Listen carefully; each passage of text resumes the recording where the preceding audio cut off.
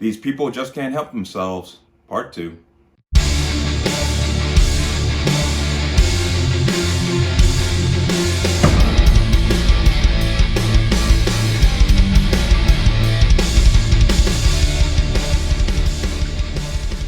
Welcome to another installment of the Connecticut Gun Bench. Today's video is brought to you by PAN Firearms LLC. PAN Firearms for your NRA certification and multifaceted gun training. You can reach us at 203-300-6343 or use our website at www.panfirearmsllc.com. As always, there's a link in the description box below. But let's talk about this. Now, we all know what happened at Tulsa, Oklahoma. 4 people were shot in what they're calling another mass shooting, including a shooter who shot himself. Horrific situation. We can all acknowledge that. But there are some who just have to dive off the deep end without waiting for any facts or any information to come forward. A councilwoman from the city of New York blamed the incident on white supremacy. As she put out this tweet, "We can't even process one mass shooting before the next occurs. Today's atrocity in Tulsa happened on the 101st anniversary of the Tulsa Black Wall Street Massacre. White supremacy is clearly a factor," the Brooklyn Councilwoman declared. You can see a tweet there at Joe Biden. All right, here's the problem immediately, because as more, now we've gotten further, a little bit away from it. We're starting to get more and more information. The shooter is black. As you can see here, the shooter was black and his intended victim was black, because now we find out he was actually targeting the doctor who is on your right. He was intentionally targeting him for what he claimed was a botched surgery. So I'm gonna give you more details, but from a website, the Police Tribune, titled "New York City Councilwoman Blames Tulsa Shooting on White Supremacy, but gunman was black." Brooklyn, New York. New York City Councilwoman Rodney's Bichot Hermelin jumped to the conclusion that white supremacy was to blame for the mass shooting at a St. Francis hospital in Tulsa, even though the gunman has been identified as a black male. Tulsa Police Department Chief Wendell Franklin identified the shooter who killed 4 people and wounded many more at the Natalie building on June 1st as Michael Lewis, a disgruntled patient who was upset his doctor wasn't giving him the treatment he wanted to combat his back pain. There it is. It was nothing to do with racism, which would be kind of tricky to do, seeing that both parties are black. But the fact that he had interactions with this doctor on a medical, on a professional medical level, and he was upset at the treatment, and I guess he had some back pain, and he escalated that to shooting the doctor, which is just amazing to me that we've just gone off the rails. There's a great saying, Rudy Giuliani said it, it's not that violence, this murders aren't because we have guns. These murders are happening because we are more immoral as a society. And that's, you couldn't have nailed it any better than that. But Hermelin was quick to respond to the White House's tweet about the shooting later that night. The Post-Millennial reported, we can't even process one mass shooting before the next occurs. Today's atrocity in Tulsa happened on the 101st anniversary of the Tulsa Black Wall Street Massacre. White supremacy is clearly a factor, the Brooklyn Councilwoman declared. Now, here's the funny thing.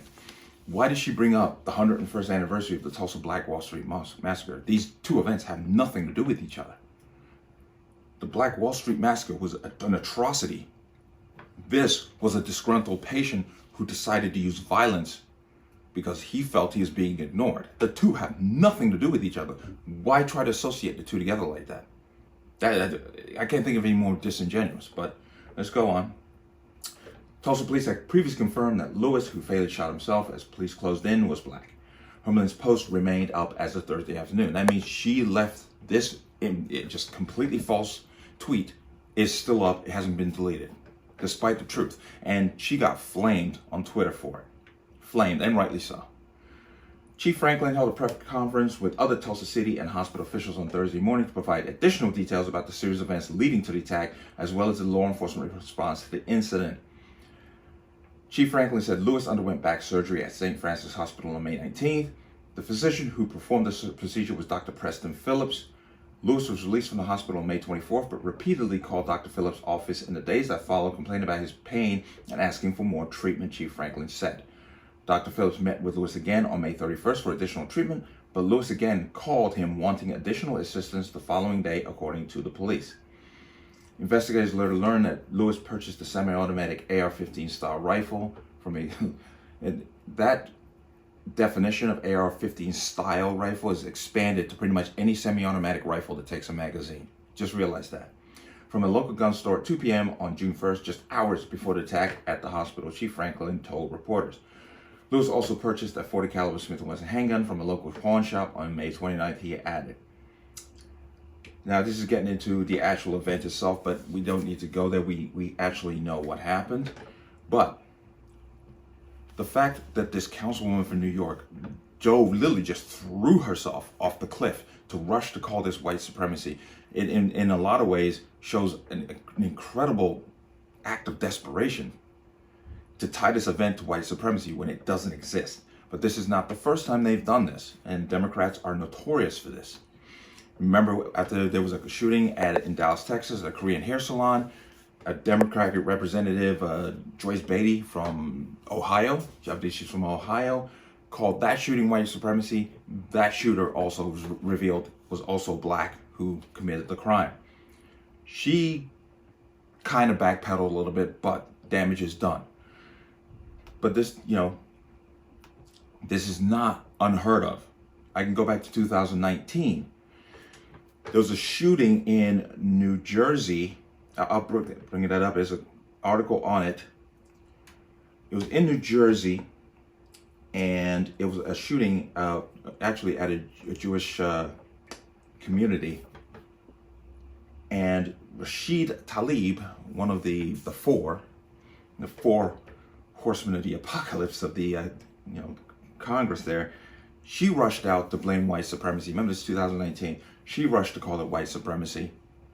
Come to find out, it was actually carried out by a black person who was also a member of the Black Hebrew Israelites, which is notorious for targeting Jewish people.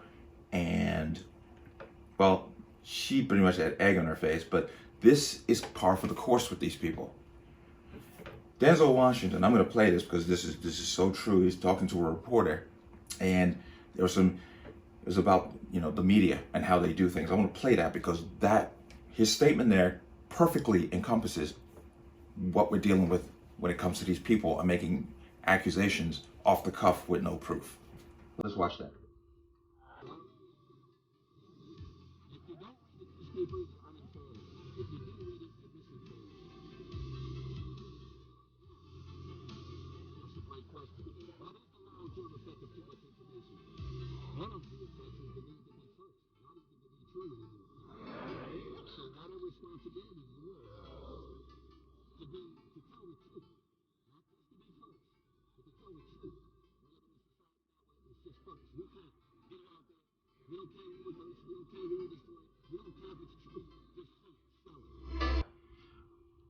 Okay, you saw that, you heard that, and there it is. It's the race to be first. Not to be truthful, not to have truth come forward, but to be first. To get the information out there. And a lot of times when these people get called out on it, they actually double down, which is even more interesting and strange, to say the least. But they're doing themselves and the communities a gross disservice by doing things like this. It's one thing, it's one thing to put information out there. It's another thing that when you find out the information is not correct, that you double down, and you can't just take the loss. Yes, sorry. Just be human about it. Yeah, I'm sorry, I was wrong. I should have waited. But no, this councilwoman here from New York has left a tweet up and has literally doubled down on it. But her foray into the Black Wall Street massacre and tying it to this event, despite the fact that the shooter and the intended victim were both black, is disturbing that she is going to push this narrative despite the truth. But Let me know what you think. As always, you can leave your comments in the comment section below. And as always, any comments of violence or statements that lead to violence will be removed. Please like, share, and subscribe. Don't forget to hit the notification bell so you get notified the next time the video goes live. And I will see you on the next one. Peace.